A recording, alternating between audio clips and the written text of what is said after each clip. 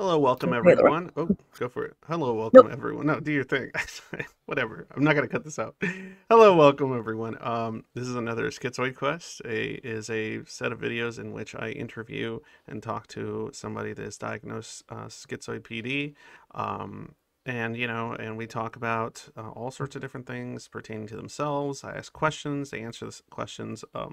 Most of these questions are formulated to have a specific sort of ideas that I want to hear conveyed and talked about that are very common amongst a lot of schizoids. Also, it's kind of a way to be able to start formulating over time. Like, so if I make a lot of these, maybe over time people can get a better picture, a better general understanding of what it is a lot of schizoids go through, how it is that they perceive the world and how they interact with it and things like that. And that's not to say that there's any kind of uniformity of any kind, but there definitely are similarities, especially when it comes to the core of a lot of these issues and where a lot of this might be stemming or coming from in the deep recesses of the mind, all that fun stuff. In any case, today we have Amy. Amy's fine? What? Yes. Okay, yes. I don't know if you said anything. Amy's fine. So, well, Amy's not fine, but Amy's like fine. Amy's fine is a name. None of us are fine. I'm not fine either. That one, that part, I am definitely on board with. But you want to just, oh yeah, introduce yourself really quickly if you could. Just basics about your diagnoses.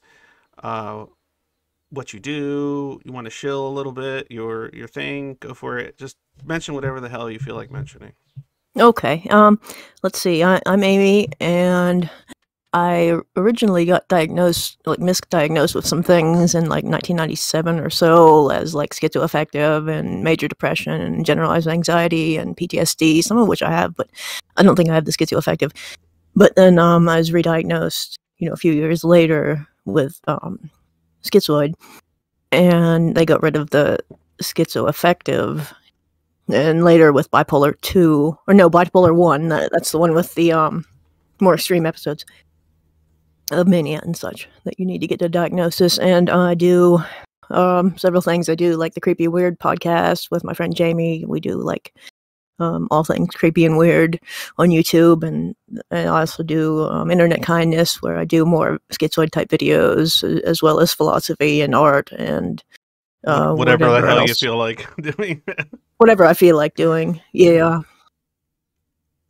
And that's about it, I think. That's about it. Oh, okay. All right, cool. Let's see here. All right, well, let's just get into it like as usual. It's just a little easier that way anyway, and then we'll just go from there. Let's make it as awkward as possible. Can we do that? Sure. Okay, good. Let's up the awkwardness. Uh, all right. So let's start with question number one.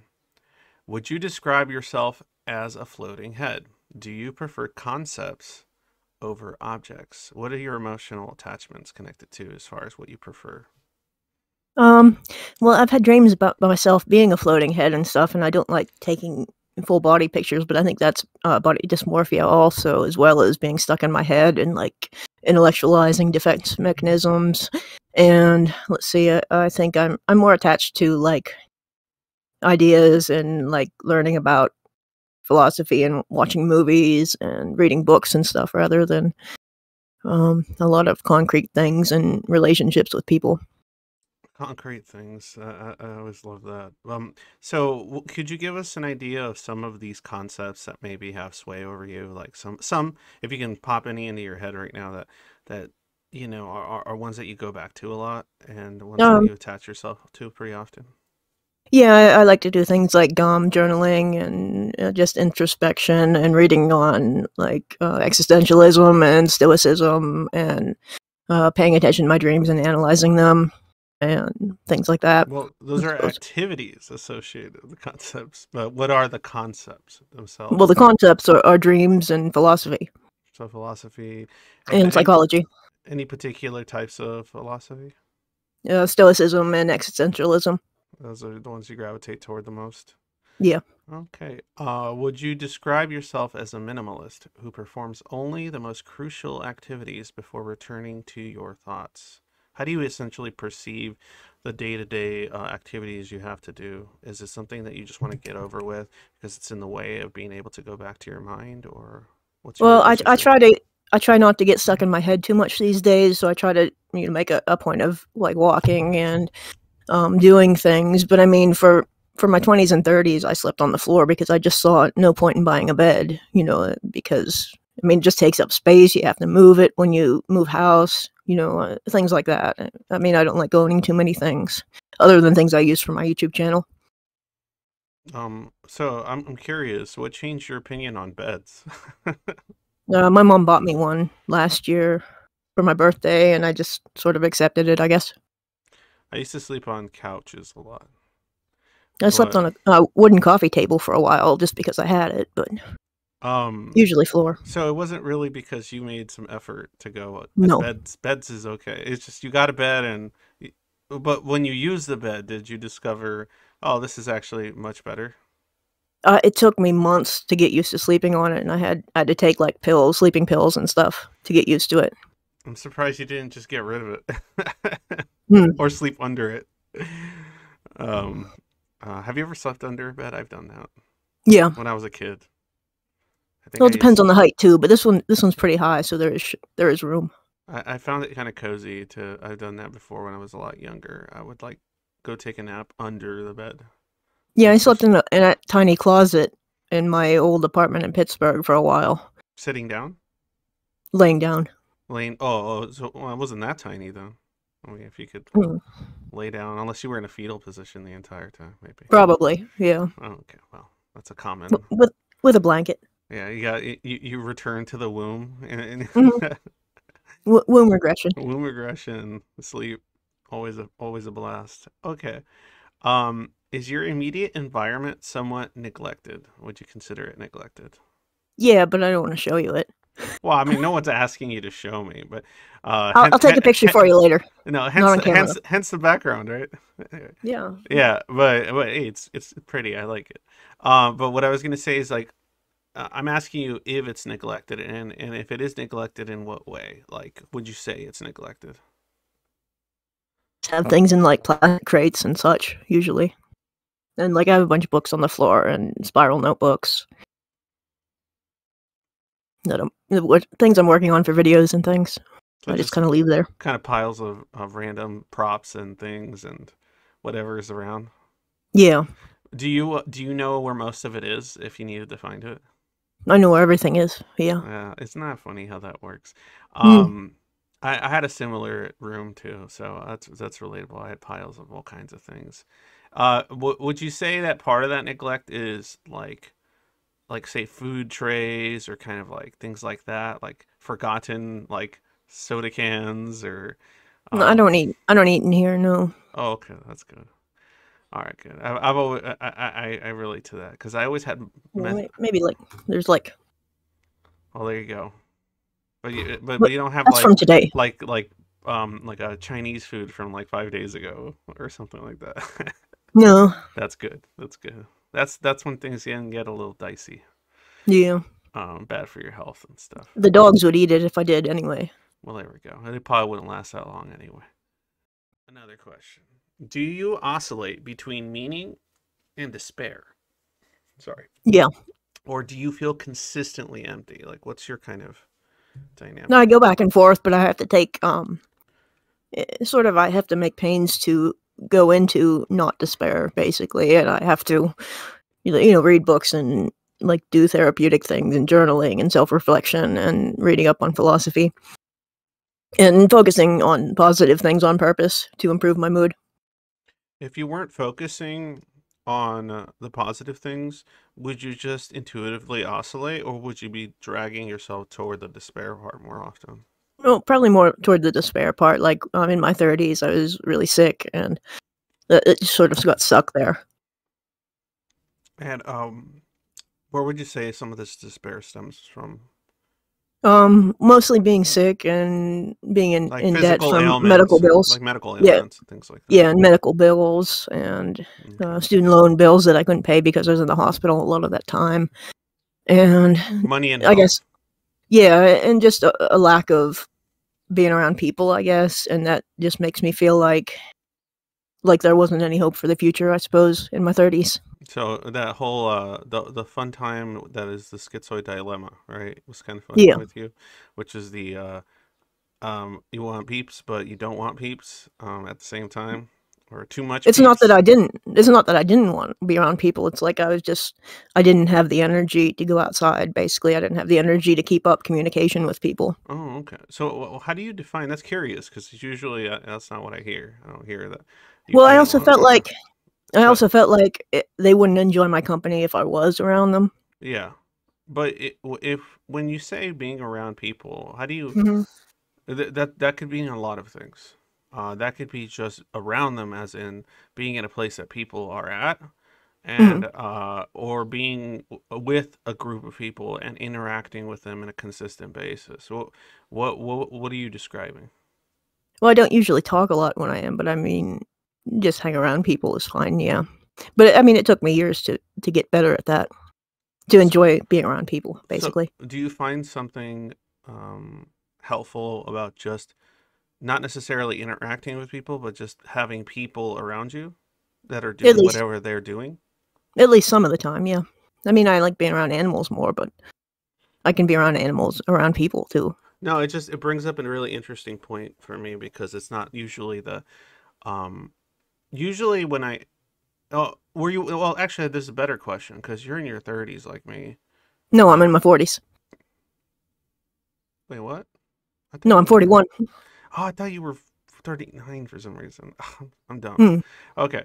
I'm exhausted. Okay, so anyway, um so if that's the case, was there ever a time in which, like, say in your 20s, in which it wasn't the case? Is it something that changed you wanting to actually be around more people once in a while, like, than comparatively before? Basically, feeling better physically. It helped me to feel better mentally, I suppose, because like like in my late 20s, I just sort of wanted to stay in bed all day and not talk to anyone. And like at some point, my mom called the police to do a welfare check on me because people were worried I was dead because I didn't even email people and I didn't have a cell phone. So Okay. So that's interesting because so would you say you also oscillate between like a complete hermitage to wanting or struggling to actually want to go out and interact in some capacity? well, I mean, in the past few years, I've done a lot better, and definitely wanted to be around people and go places and be outside. Whereas, like in my 30s and probably up till I was 39 or so, I definitely did not because I didn't have the energy, and I knew I wouldn't enjoy it, and I just want to go home and go to bed. Okay. That's interesting. I want to go back to that, but I want to keep going too. Um, do you struggle to hold important information in your mind at the same time? Do you feel impulsive or dysregulated, making frequent mistakes or forgetting what you're supposed to be doing? Well, I work as a translator, which I didn't mention yet, mostly German to English, and occasionally, and I think this is just like ADHD stuff or getting older stuff, or I don't know, just being scattered brained. And I'll look up a word that anybody who knows German should know, and I'll look it up just to make sure that's the right definition. And then, of course, it'll be the right definition, and I'm just second guessing myself, and I'm just like not trusting my instincts. Oh, I've So I been do there. that a lot. Yeah, But do you ever like or would you ever describe yourself as impulsive? not really. No, I usually think about things before I speak or act, like a lot, usually too much. So you don't usually bounce around between activity, forgetting whatever activity or what at one point doing in favor of another one and so on. Um, well, I try not to do that anymore because if I don't give my entire attention, I don't do the work as well as I should. Okay, I so find. this is something that had occurred before though. Okay. Yeah, but like I don't. I try to avoid multitasking these days. No, absolutely. So just to clarify something, when I do ask questions, I you can always bring up like what's the word states in which the you might have answered the question differently in the past Okay. compared to now. So if you feel like, oh, I would have answered it this way in my 20s, but I Mm. definitely would answer it this way now that I'm 40. Like Hmm. that contrast is interesting, because it kind of goes to show how things change with age, with experience, with everything else that, the progress Yeah. of becoming and such over time. Um, do you make snap judgments based on insufficient information? No, I try not to make any judgments if I can help it. I mean, I'd rather somebody tell me what they're thinking than me ever guessing what another person is thinking, because I figure I'll just project and think wrong. Do you feel that way about others doing that to you? Well, I think mostly that's what most misunderstandings come from, is that people think I think exactly like them, and so they project whatever they'd be thinking. And an example of that was, like, people on another forum were talking about women who post selfies, and they act like that is narcissistic and as if they're fishing for compliments. And I said specifically, I hate all photos, all videos of myself, and I do it as a way to what's the word? Exposure therapy. So, like, I get used to being able to look at myself because, like, in my 20s and 30s, I didn't take photos and I didn't post photos of myself on the internet because I just could not stand looking at myself at all or being on camera. And I'm guessing that's significantly changed. Yeah, I mean, I still hate looking at myself and I hate, like, every photo, but it doesn't bother me as much. It doesn't, like, trigger me anymore. So it doesn't trigger a kind of defensive response, and Yeah, kind of fuck with your whole day as much as it might have in the past. yeah. Okay. Are the people around you competent or incompetent? How do you perceive others? Usually is more Generally, yeah, sorry, generally u more competent or incompetent?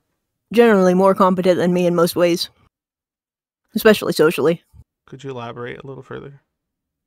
Um, I guess I just don't like I don't feel like have the experience with, like, socially interacting with people much. So, I don't know what people, like, would expect me to say or, expect me to do or enjoy or what they enjoy without, specifically asking people, "What are you thinking? What do you like to do?" And so on. Do you perceive that most other people can do that? Would you say do you feel like neurotypical people have an easier time doing that Yeah, or I are think more they do it competent? more instinctively. Um, what other sorts of things would you say people are more competent at than you? If I mean, Hmm. because when I asked you, are people more competent? You said you perceive, or not more competent, but do you perceive people as more competent than incompetent? You said they're more competent. So, aside from the social aspects, what else did you mean? Um, well, a lot of them can drive cars and things, and I think I have dyspraxia, so I have trouble, like, doing more than pay attention to more things than, like, one thing at a time, like paying attention to, do I have the turn signals on? Is there a car coming that way? What does the street light I say? know The that life. signs? Yeah, and I feel like people are more competent at that, Mm. and So, like I more don't know. mechanical processes, like maybe, like more like, Mhm. do you think you would have trouble, say, like running a machinery of some kind if it had too many like dials and buttons and things and such? I mean, I used to run cash registers and such. I didn't have too much trouble with that, but Okay. it took time to get used to it. Oop, Sorry, phone. I don't care. We'd always edit it out or leave it in because it's funny. Um, yeah, we don't care much. We don't care about much about stuff like that around here on the Schizoid Amy channel. We try to keep it as unprofessional as possible. Let's see here. Well, then, I mean, the second part of that question is, are you competent or incompetent? How do you generally perceive yourself? I'm guessing incompetent based on what you were saying, or would you say it's a mixed bag? Well, I think it's mixed. It depends what I'm being competent or incompetent about. Like, I tend to be fairly competent with, like, languages and computer languages and things, and video games and computers and books and things. But I So don't know. writing, things like Ye- writing, you're Yeah, and certain types of I suppose, like, writing and art and, like, programming. cool, cool. How does being instructed make you feel? Is learning from others relaxing or stressful? But yeah, being instructed, how, like when someone has to instruct you and guide you, what feelings does that bring up? Relaxing, I think, and that's probably why I take classes for fun, like in my spare time, because I mean, I like learning things on my own, but it's easier sometimes if someone else makes up a syllabus and gives you assignments and such. I mean, that seems like it takes some stress off of me. So when someone else is taking the reins as far as like what direction things are supposed to be happening in and working in, that actually is easier for you. Well, some of the time, and other times I like to, like if I'm working on YouTube or something, I don't like other people telling me what I'm supposed to be doing, How so I does that like to. make you feel when they do? Well, Yeah, it and depends why what does it it is. make you feel that way? Sorry. If people give me a suggestion that I like, then I'll do it and thank them for it. But if they say, you know, something I don't want to do, then I probably will explain why I'm not going to do it. And thanks, but no thanks. Okay. Well, it doesn't seem like it negatively impacts you too much when they give you a bad suggestion. What if somebody pushes that suggestion or tries to imply that their suggestion is better? Well, I tell them if they paid me money, I might do it. You know, Smart. but since I'm financing everything about the YouTube channel, then I tend to follow what I want to do. Okay. So it doesn't necessarily make you question your own like decision or anything like that. Because I've spoken to Zoids where they have trouble with some of that stuff sometimes. Where if somebody proposes something different, they start Hmm. questioning their own choice about what it is they want to do and Like things maybe like I would that. have in my 20s, but like not so much now. Yeah. All right, cool. Um,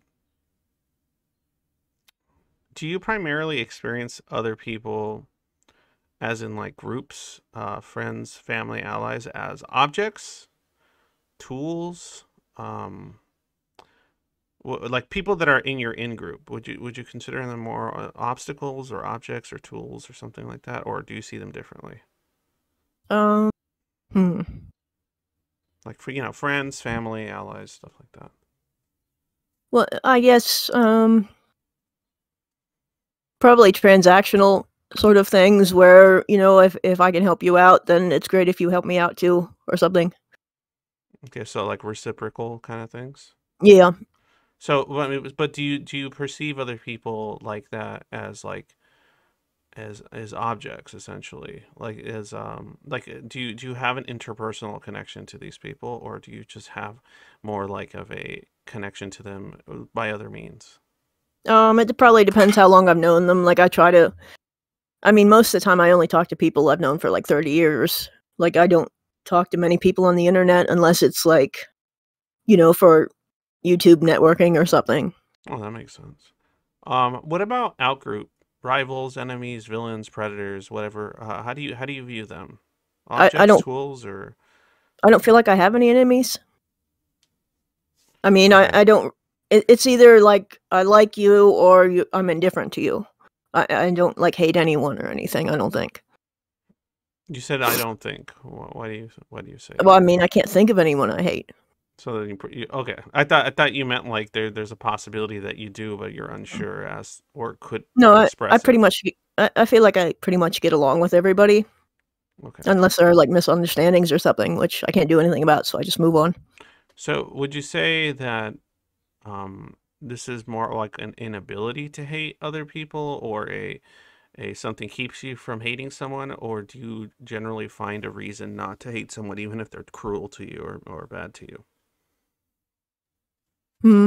Like how do I you just. how do you what's your relationship with people who are cruel towards I you or I mistreat you? either try to figure it out psychologically so I understand where they're coming from, or else I figure there's just it takes too much energy to hate people. That's too much emotion for me to give toward them. Okay. So what do you give towards, or how do you deal with people like that, enemies, or not, or people that are just abusers or people that mistreat you? How do you deal with them? Well, I would just ignore them probably. Okay. So just detachment, or you know, Yeah. in any way possible. Okay. Um. Now this one's fun. Is empathizing easier with individuals, fictional characters, groups of people, or eternally re-emerging psychological types? You can thank Burr for that last one. That last point. Eternally re-emerging psychological types. So like archetypes and things like that. Often. Probably archetypes, and I probably experience myself as some sort of archetype as well, or a variety of them, or of sub-personalities. I don't know. Do you empathize with those things more than individual people or fictional characters or Again, it groups? depends who the individuals are and how well I know them. Like, if Hmm. I know them better, yes. But, Okay. I mean, otherwise, then But they're probably some sort of archetype. let me I guess reword it a little bit. The strongest feelings of empathy, and I think we're a combination. If we're talking a combination of cognitive and oh man, Jesus, Effective. effective. Thank you. Which of these things would be the one is has the strongest um, levels of Uh, such? Would it be individuals, fictional characters, groups of people, or these archetypes? Probably individuals with affective empathy, but probably more like cognitive when it comes to groups of people and sort of types and archetypes and Um, um, how many? Sorry. What sort of people would you describe that you have the strong affective empathy with? Who would these people be? probably people with either with schizoid or with ADHD, autism, and so on.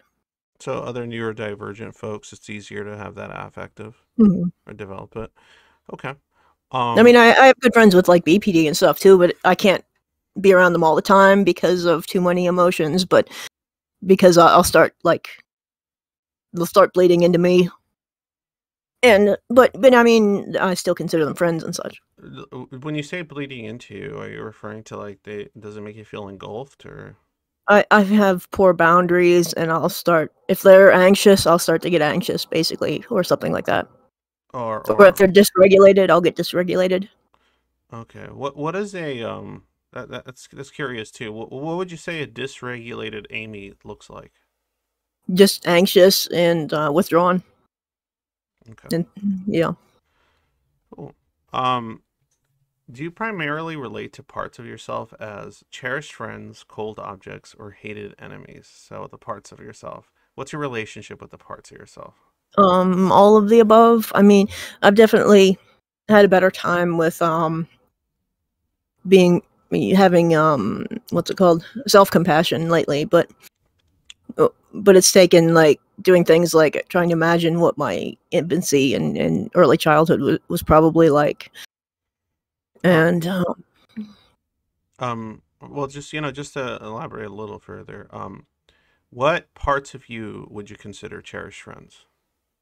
um basically whatever parts of me are more goal oriented and I guess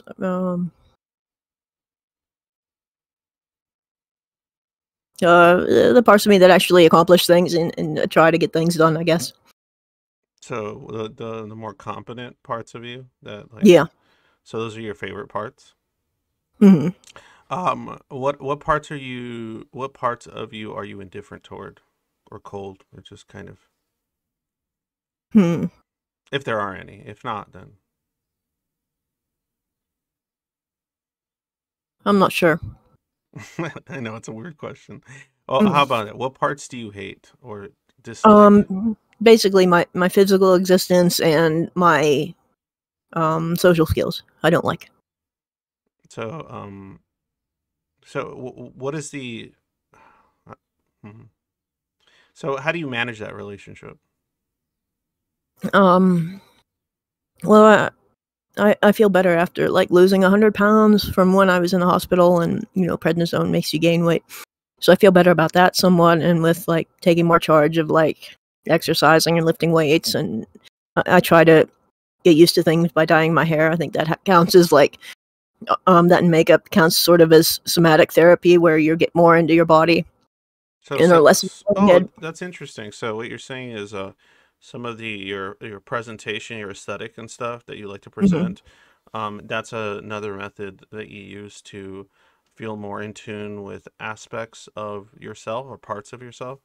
Yeah, it Okay. counts it more as like taking control of things also. Okay, so it's almost interesting because it almost sounds like you got that one of those parts you like about yourself, and you're kind of using them, the productive part. So you're kind of using it to work or find some solace in some of the parts that you have trouble with. Okay, Hmm. okay, that's cool. That's really interesting. Now, are you isolated? If so, how? Um, and then I don't always have a lot of energy to go out and do things with people, but I've been trying to, like I went and met my cousin's new dog the other day, and I've been around more relatives and friends lately.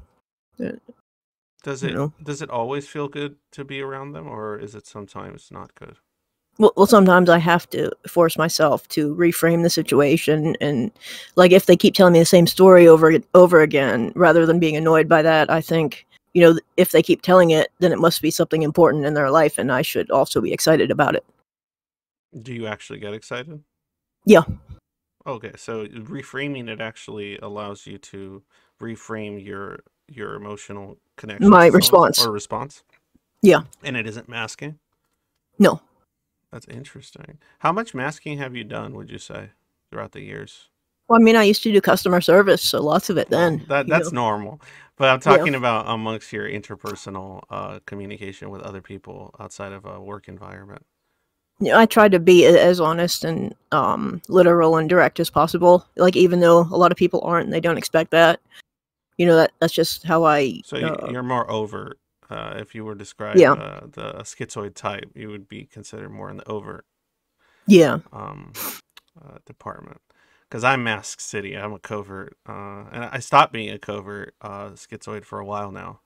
Mm, But I was a covert schizoid for many, many, many, many, many years, most of my life. So that's interesting to hear that you didn't go through that process. And I'm always fascinated by schizoids that uh, feel like they could just be um, less restrained about their kind of aloofness and kind of other aspects of themselves that you didn't seem to have a need to hide necessarily. Um, do you desire relationships? If not, why? If yes, why? well, I mean, I have over the years. It's just that I'm not good at meeting people, and basically, I've stopped trying to meet people on the internet because, like, literally none of them have ever wanted to meet me in person. So I think I'm just not good at communicating with Would people you on the internet. would you feel comfortable meeting someone in person that you want to actually meet, or is that just a? Because I'm curious. Well, not from the internet. No, Okay, probably not. okay, I okay. mean, I figure I know lots of people from real life, Uh and huh. those are the people I'm going to hang out with from now on. I think. Okay, interesting. Um, so would you still say you do? So you desire relationships? Yeah, but I've just never been able to get into one. Okay, and so if one had presented itself, you would partake in it. I mean, theoretically, yeah. It's just this is a very interesting interview for me because some of your answers are very unlike what I'm used to hearing. Mhm. Because and I don't know if that's because it's changed over the years for you, but I don't know, as you've watched probably some of the other interviews and we talked about it. Generally, that question is usually answered with a big no. Mhm. Yeah, but I mean, I definitely tried to, like in college and stuff. It just, people weren't interested in me in that way, I guess. Okay. So, yeah, okay. Do you feel like there is a seemingly impenetrable communication barrier or difference in values preventing others from relating to you? I have a lot of trouble, like, interacting with most people online because I just can't read their emotions or, I mean, it's just like when you look at, text messages and things, you sometimes can't understand, is it sarcastic? Is it, what is the mood behind it? And so that's why I prefer being around people in real life most of the time. I mean, unless it's like, streams and stuff, which is fine. And like talking to some friends I know from real life, I talk to them, on Discord and such via video. What can um what can potential friends or partners change about their behavior or expectations to help you feel comfortable pursuing a relationship with you? Like because that's this is what's interesting about this is this question. I don't know how strongly it would apply, because generally the reason that question is asked is because most of the time when I talk to people that are diagnosed schizoid, they go, "Oh, I can't have relationships with people because of the following reasons or differences or Mhm. issues," and I'm asking in this, what would it take for them to do? What would it take them to do that would interest you more in having relationships with them? But from what you're describing, it sounds like you don't expect all that much from them, or do you? Well, I think it's just good communication, I guess, because I don't know. I think a lot of people don't want to be around me because of my health issues or something, or maybe they think I want things from them that I don't. So I think communicating well about that is a good thing. Okay, so the other people being more open and Hmm. honest about what is going on. Hmm. Yeah, because I think like I'm pretty much an open book, and I put everything about myself on the internet anyway. Interesting. What would the ideal relationship look like? I, I was talking to one girl years ago, and she was like, "It would be cool to like have an art commune, and everybody would have their own room, not really hang around each other all the time." you know, But that's what's so interesting. So that alone, okay, let's rewind this a little parallel bit. play. Yeah, yeah. Parallel play, exactly. But based that's what's interesting. Based on what some of the stuff you've said, I mean, it doesn't sound like parallel play would be ideal, or would it? I mean, some of the time, yeah. I mean, I can't like times. Probably for more than 10 years, I had roommates, sometimes more than one at a time, and I didn't even have trouble living in the same bedroom. One room with two beds with Uh-huh. people. So I mean, I was pretty much the peacemaker person who put up with anything, or else was able to keep the peace or regain peace with people, regardless of situations. So I think I'm pretty good around being around people, You're pretty just good because about of that. being around people. Well, I was That forced to for more than 10 years, in college. yeah, no, absolutely. Yeah, but would you have preferred a situation in which that's not the case? Because this is what's so curious about your situation, the way you're describing, is did at any point you prefer isolation? I mean, eventually, I liked the idea of having my own room, and I did get my own room for a couple years at the end of college, and I was in college for 10 or 11 years. So I did eventually get my own room, even though it cost more. But they had a new building, and like it was all very fabulous, and they had water closets, and they had a bathroom in one room, which was a bath and shower, and then the other room was just a toilet. You know, like we Yeah, don't even do that in America. yeah, that's true. That's a strange setup. And then the sink outside of the bathroom. I mean, toilet room, water closet. The poop closet. I was watching Shrouded his channel, and he was talking about um, having dreams about the infinite realm of toilets, and I'm like, oh, I have dreams about that. Public restrooms that go forever. Yeah, yeah. Tell me a little bit about that. That's interesting. I want to hear that. Tell me Yeah, about the I infinite was gonna do toilet dreams. yeah the what do you call it? I don't know. Just look up Infinite Toilet and Shrouded Hand for his. But for me, it's very much after having to use public restrooms a lot, and they would have. Well, actually, in my dreams, it's one room, and on this side is the women's, on this side is the men's, but it's in the same room, just sort of a wing off each other, and then back on both ways, they will have the showers, and they just go on forever and ever. And usually, the toilets are either occupied or somehow unusable. And usually, I'm looking for a shower to take a shower, and I'm carrying a bucket full of my, shower stuff, shampoo and such, and like, they're all occupied, and I'm just walking forever and back and forth, and sometimes they have, like, fantastic showers, like, amazing, you know, something you'd expect a king or a queen to use or something, Yeah. and Uh, other times they're disgusting. I want to bring this up because this is because you're giving me a certain vibe, and I want to dig into it a little bit, if you don't mind. Is it okay? Okay. Okay. Yeah. some people listening to this are probably going to hear some of your answers and be a little confused Mhm. because they're generally not what you associate with a lot of aspects of schizoid PD, right? But there's something I want to dig into further that kind of goes into another theory or idea that I've discussed in the past, which is, and to some people this sounds kind of nuts, but the idea that there might be such a thing as a extroverted and introverted person that has this sort of PD, right? Yeah. And and then certain aspects of it that it kind of is expressed that way. So, like, for example, you're saying that you want to establish relationships with people.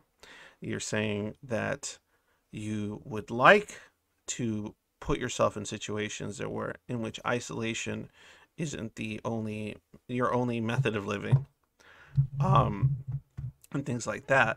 So, what comes to mind when I think that is when these opportunities arrive, when you have an opportunity to establish a relationship, an interpersonal one with another person, another human being,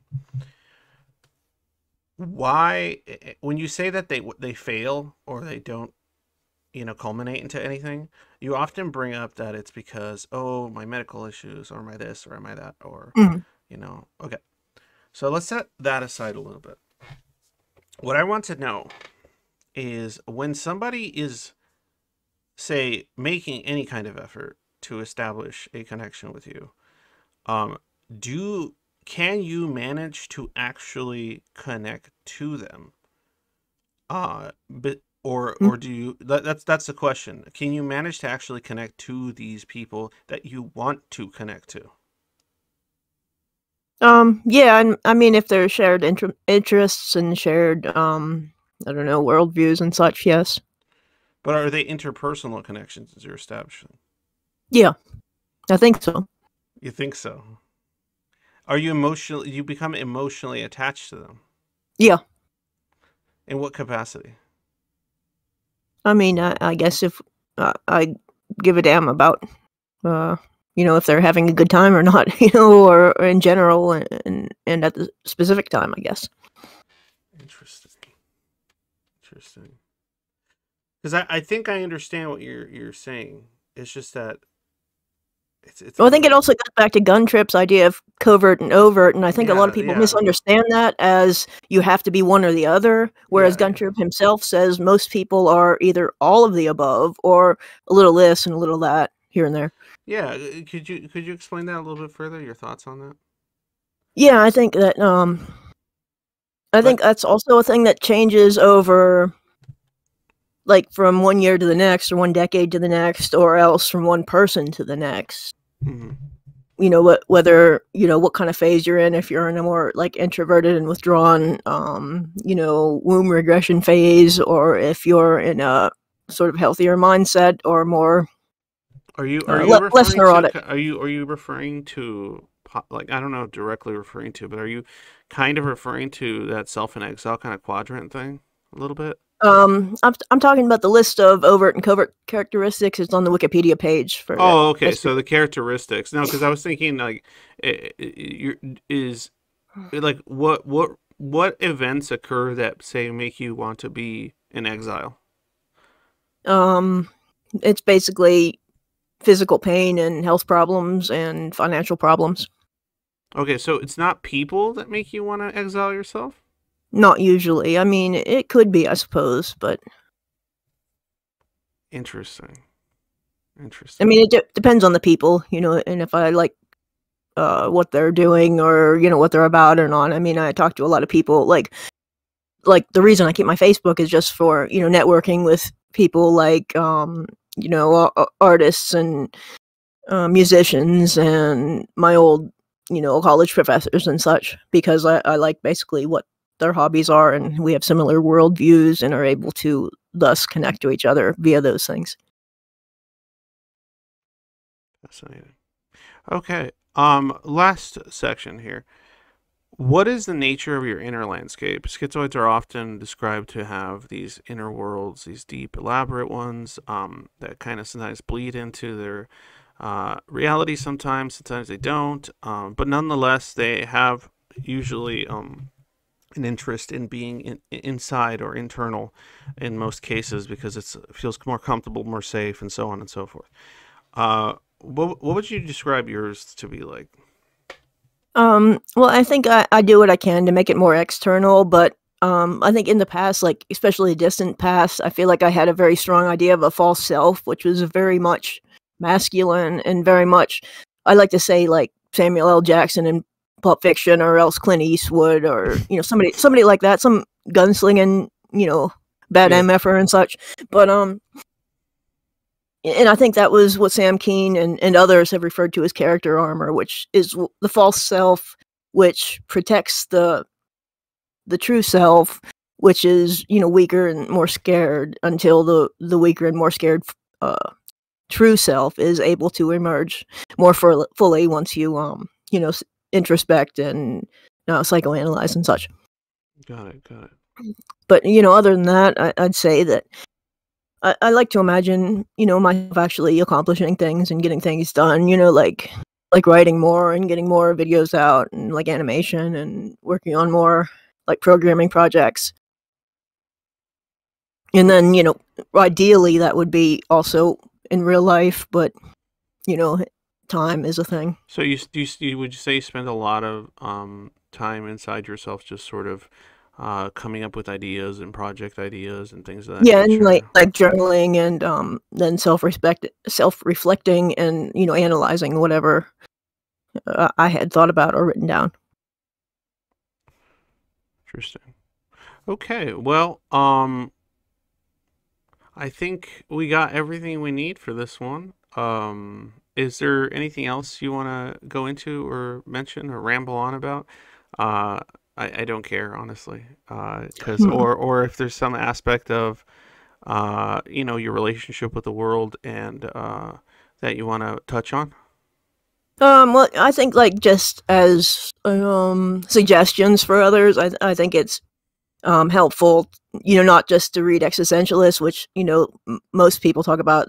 They're just they tend to just gravitate toward existentialism, and I would suggest like stoicism also in addition to that. And I did a video on that because it is more practical, and it focuses more on being less neurotic and getting out of your head and having a more positive time in general. Um, what are your thoughts, by the way? And I usually like to ask this at the end. I almost forgot. What are your thoughts on my project as a whole? The channel, the server, the Zoid Void server. If you haven't joined it, check it out, and things of that nature. What are your Well, thoughts? And be honest, well, I think it's been very criticisms or helpful, otherwise. and I think people, it just, if people on the server, that's pretty much the resources they have, because so many like people, therapists and such, are not going to focus on that because they're not paid enough to focus on people with what they call more severe character pathology. So basically, schizoids are going to have to do it themselves if they want any sort of resources, which is what you've started to do, which is good. Which is good. I'm glad you think it's good. Um, okay, I think that's it. Let me shill real quick. If you like these interviews, if you like the streams that I usually do them Tuesdays, Thursdays, and Sunday nights at 7 p.m., 7:30, depending on situation. Or if you like the videos I upload, the schizoid tips, or anything else I do, please go to my Patreon, sign up there. Or if you don't want to deal with all that, you can always PayPal me.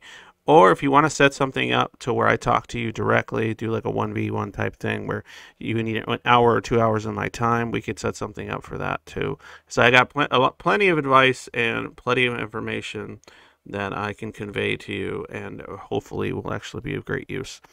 At least that's the goal. All right. Well, thank you very much, Amy. Remember, check out Internet Kindness, the channel Internet Kindness. Please check out also the Creepy and Weird podcast. Thank you. I got it right this time. I always screw that one up. Mhm. And check that out as well. And you said you sell art as well, right? Is there Mhm. anywhere where they can go to check that out? Yeah, it's linked on my My Etsy shop and the Redbubble shop are both linked on my channels? YouTube channel. So, like, there's a bunch of links there for the shop and such. Okay, so check out the links there as well. Sub, hit the bell, and thanks a lot, Amy. I appreciate you taking the time.